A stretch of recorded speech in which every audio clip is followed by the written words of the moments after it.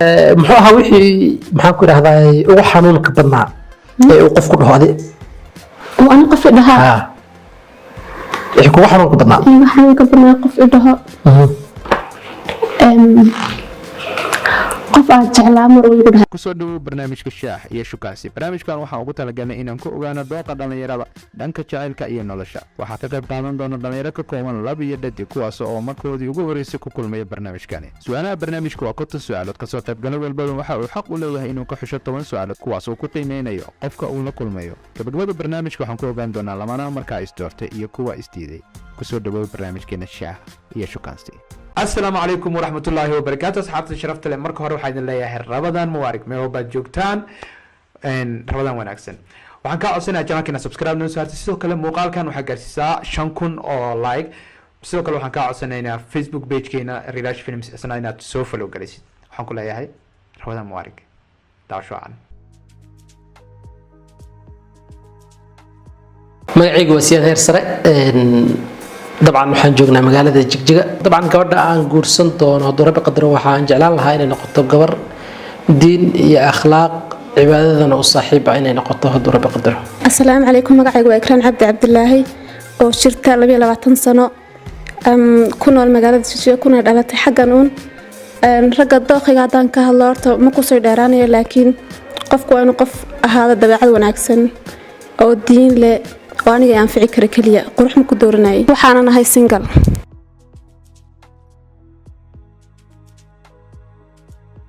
haywaan soo dhow walaal baan u dhawahay magaca laakiin siyaad aniga Ikraan bala dhahay barasho wanaagsan ikraam soo dhow shaah wax kulul wax qabo shaah qosho kullu saxba yaa lahaa maxaa ku diidaya aad iyo aad xaaladka shakay ka waran reerihi aad baa loo wanahay ugu wanaagsan ikraan soo dhow su'aalo maan ku weydiiyaa mise adiga bilaabaya ma adag loo adiga bilaab Soomaa waa maxay sababta aad u rabto inaad samayso xiriir cusub أنا حير عصب سمايا فيري حتى السؤال معقولة أو سيدين كرو لكن حلي أعطي كل الحر وصلنا نوقتها مرك إنا نسيب كي تجابيو قفكي معناها إيوه هبونا سنكوي لها درتي وأوجع العالم sababta ay tahay marka sababta kugu kala fiirsanaad dabacad samayso ما إنسان تجحل كارتي كوات waa aaminsanahay dabcan صوت marka hore inuu dareen jiraan aaminsanahay dabcan oo jaceylku kama soo bilaabanaysa sheekada waa in uu dareen jiraa qofka inaad ka heshay ah kadibna aad isla jaan qaadi kartaan intaa wixii ka dambeeyay iyo haddii isku fahmo ubuu jaceylka imanaya saa ila tahay okay thank you maasan tahay maxaad ku xuntahay adi ikraan ahaan aan ku xumayaa waxaa ku wanaagsan inaad ku xuntahay ma jira waxaa ku xumahay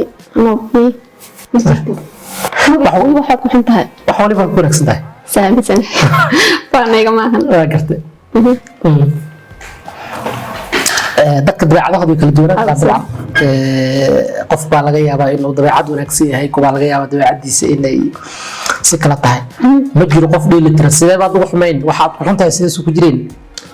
taas anigu ku xumi horta anigu kuma dhinac baan ku xumahay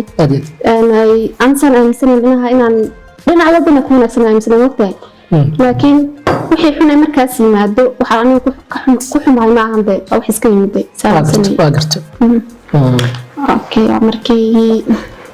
haddii aad fursad ku hesho taleefanka lamaanahaada ma baari lahayd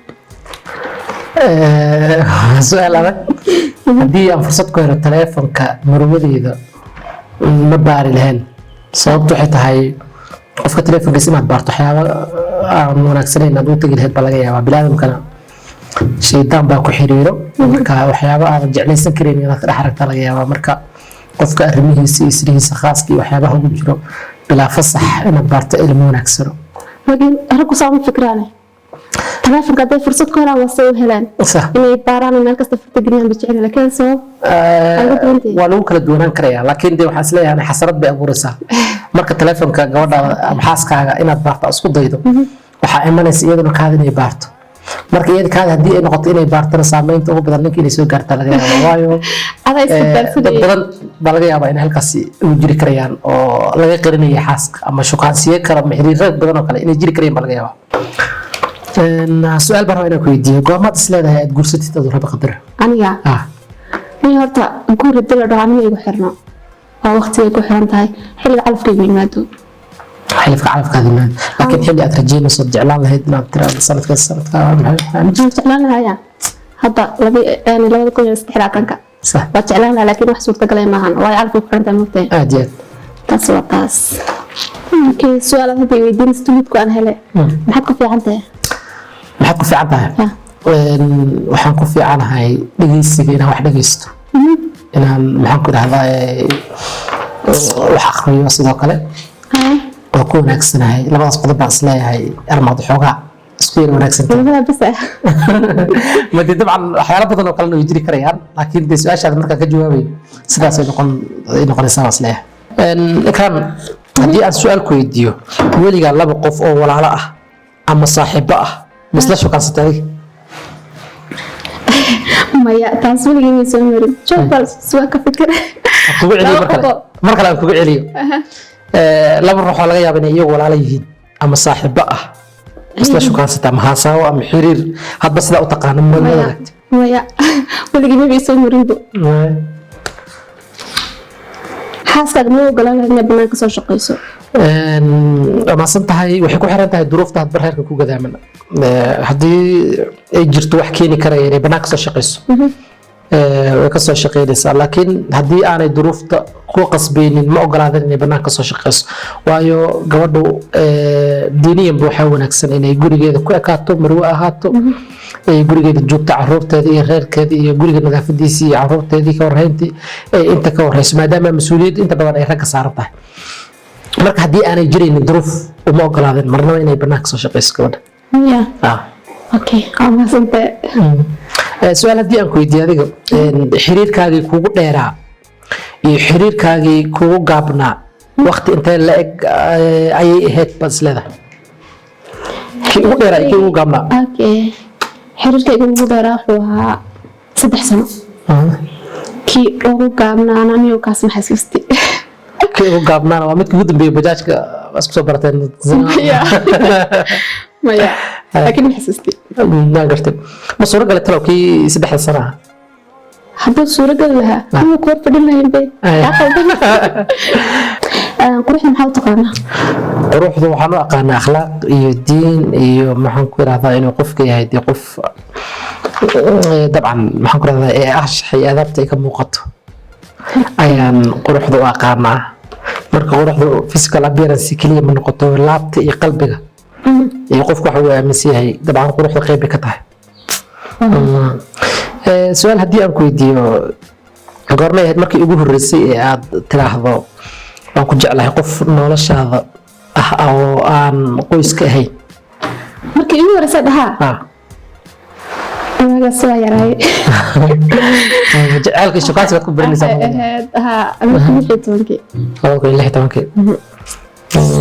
haye maxaa ku tiray markaa waa jeclaada noo jacaylka igu horreeyo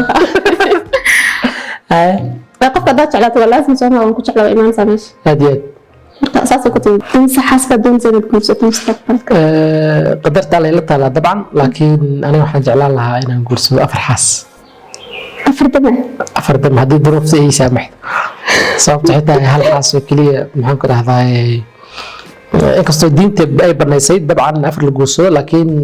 waxyaalo badan oo khasab ka dhigaya jira 4 baan guursanaya diinta ay banaysay iskama soconayso shuruudihii iyo culeyskii iyo cadaalad samayntii baa meesha ku jirto iyo in dhaqaalihii maxaan ku dhahdaa lagu ka fargareyn lahaa reerkaasi ama reerahaasi tirada badan iyo sidoo kale dee caruurahaas kala duwan ay dumarkaasi dhalayaan mid walba inaad gaarkiis u raaligeliso inaad tustid maxabada waalidnimada ay leedahay inaad ka warhaysid waxa uu jecel yahay waxa uu ku fikirayo kaliya in reerka xaasas badan qaal lahaa tadbiil bixiso wax micnaa ma samaynayso xaqa lagugu leeyahay ah inaad maxaan ku dhahdaa aad cunugii iska ilmihii ka warhayso ilmahaadii aad maxabad siiso ka warhayso aad iyo aad haddaba jawaabtaas dhexdeedan su-aalkaa weydiiyo maxaa diiday inaad hal xaas ku koornaato adaa xataa lacag haysto oo 4 xataa kafeyn karin inaad hal mid ku koornaato maxaa diidaya wax diidaya ma laha oo halka xaas xitaa iyada nafteeda waa isabkay waa la qabi karayaa ama hal mar keliya waa lahaan karaysaa laakiin dee duruufo badan oo jiro ayaa khasab ka dhigaya inaan maxaan ku rahdaa keligeed lagu ekaan karaynin waad ogtahay raggu iska dumar jecel yihiin gabadhi duruufaa ku gadaamlanayo ilmay dhalaysaa sanadkan sanadka kale waa duruufo kala toddobaadii mashquul lahay baa jiro marka intaasoo dhan ani ma xanibnaan karayo haddii duruufta aanay u qasbaynin laakiin duruufta haddii khasab ka dhigayso wax waliba maxaan ku rahdaa duruuftay ku xiran tahay hala socdaan ilaa hala badiyo tallaabooyinka kale horey loo qaaday si xaasas badan loo helo baahidana looga baxo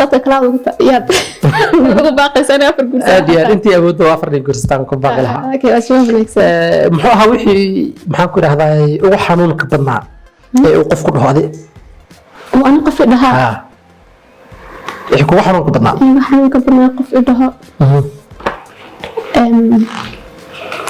qof aad jeclaa mar uu igu dhahaa kala hadno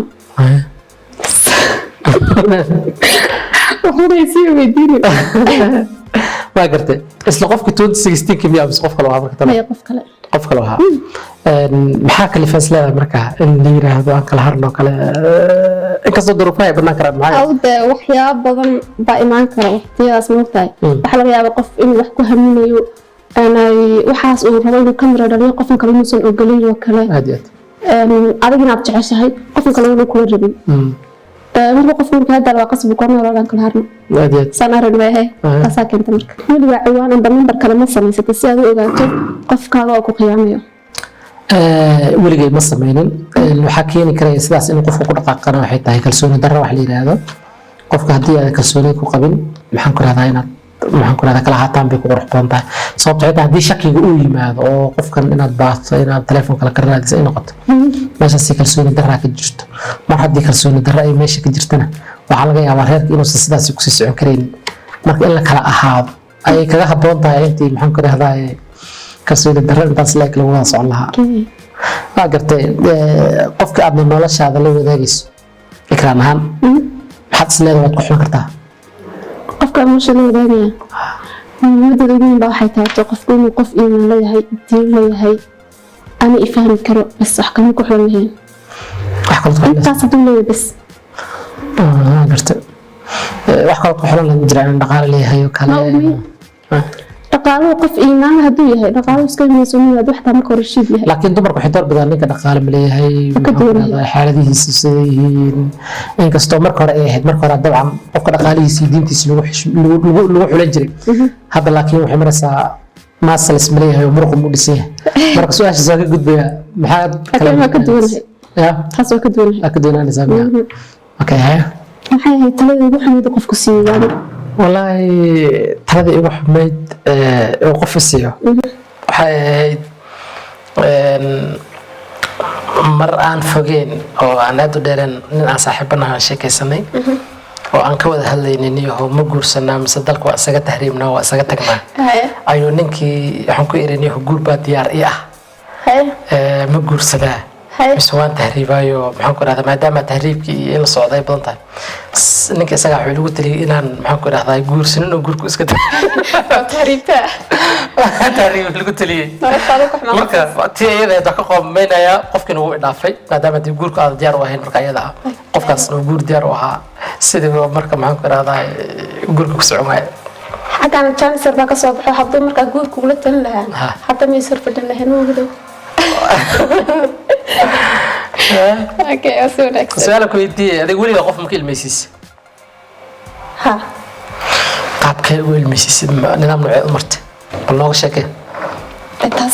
taas adeegtan laga sheekeeyay may darofihii iyo wixii maxaan ku rahdaa aad u adeegsatay maxay ahayd in laga ilmeysiyo ina wax yar ma kulli waa ogahay maad garaacday oo loo qaadatay may bas qof in la garaaci karaa أنا تاثرت وحي أهد قف أول سعوني قف كتشعل مر والبكو الدناينا يو أو كربا أدينا أدربين ما شرتو قف معنا أنا أدربين أصلا كربا ساس عمل صاني مهد أنا هدي هو إذا يحاس كذا يسكو دعام سيدي أوكل حل من هذا بدول والله وأرن أذك إني مرودي دي هو يسكو دعان إني هرت يسكو تجار ويسكو دعان ويسكو دعاي كل ردان وطلاب الله فعنا إن محن كنا ذمر كنا بأي قاعدة لبضوضبا لكن على هدي بأي دعوة دور أضيني مع الموجين لها وعند حالي ما سمين لها maxaan ku idhahdaa inkastoo dee xagga waalidka marnaba isaga aan gorgorta laga geli karaynin laakiin haddana at least waxay ku xiran tahay waxa la isku qoomay halkuu ka bilowday iyo qaabku yahay kadibna sidaasaan ku dabaqi lahaa aan ku xalin lahaa Facebook Telegram WhatsApp iyo maxaan ku idhahdaa Instagram iyo Snapchat midkeed maxaan ku idhahdaa u diidi lahayd in uu waalidka baaro oo uu eego wax lagu soo diro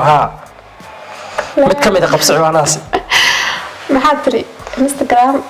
ciwaanada social media had ku isticmaashay Instagram ma laasim baan aan diido mid ka mid ah WhatsApp ka diilay halkaas ay fariimo badan ku keenayna malinaya ano hal daqiiqo igu soo koob sheekada noloshaada dhan sheekada nolosheeda dhan alla way maxaan ku raahdaa su'aal adag yaraanteedii dugsi quraan baa marka hore la geeyay kadib iskuul baa la igu daray kadib college baa la igu daray kadib maxaan ku raahdaa ilaa up to now sidii baa noloshii maxaan ku raahdaa aan ula hardamayna okay su'aalaha quruxda badan ee weydiisay iyo jawaabaha siisaybo aad baan kaaga mahadsantahay sida kale adiga mahadsantahay marka barnaamij xaqiiqatan madadaalo aad wanaagsan buu ahaa dabcan gabadh xishood badan akhlaaq leh aad wanaagsan labis fiican oo labis fiican markaan ku leeyahay dee maxaan ku rahdaa si wanaagsan oo habaysan oo sida muslimiinta lagu yaqaan u labisanaysay ahayd marka aad iyo aad gabadh aad wanaagsan bay ahayd okay yes asiisa soo okay thank you ni horta barnaamijku waa barnaamij qaraaxa leh oo aad wanaagsan waana ka helay kule ni horta qof wanaagsan buu ahaa jawaabihiisa markaa arkay kule aan waa qaatay